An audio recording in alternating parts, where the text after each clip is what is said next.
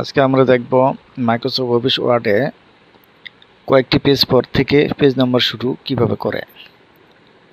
তো এটা করার জন্য আমরা প্রথমে যেখান থেকে আমরা শুরু করব সেই পেজের, যেমন এখান থেকে আমরা শুরু করব, তাহলে এই পেজের আগে আমি যাব, কার্সরটা রাখব।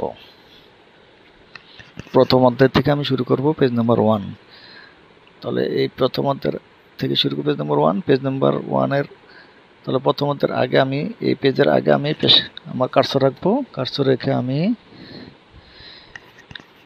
পেজ লেআউট, পেজ ব্রেক দিয়ে দিলাম। তারপরে এখানে আমি পেজ ফুটারে পেজ নাম্বার দেবো। এখানে যে লিঙ্কটা উঠে দিতে হবে।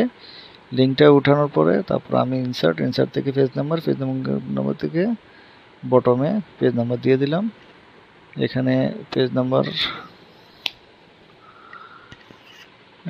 1 করে দিতে হবে। ইনসার্ট থেকে ফরম্যাট পেজ নম্বর, ফরম্যাটে গিয়ে এখানে আমি স্টার্ট অ্যাট 1 করে দিলাম, বাংলা করে দিলাম। এখান থেকে আমার 1 শুরু হয়েছে। এই দুইটা পেজ নাম্বার নেই। তাহলে প্রথম অধ্যায় থেকে পেজ 1, তো পেজ 2, পেজ 3, এভাবে আমরা পেজ নাম্বার সেট করব। তার মানে আমরা যেখানে থেকে আমরা পেজ নাম্বার 1 স্টার্ট করব, সেই পেজের আগে আমাকে কার্সর রাখতে হবে। কার্সর রেখে আমি পেজ লেআউটে গিয়ে পেজ ব্রেক মেরে দেব।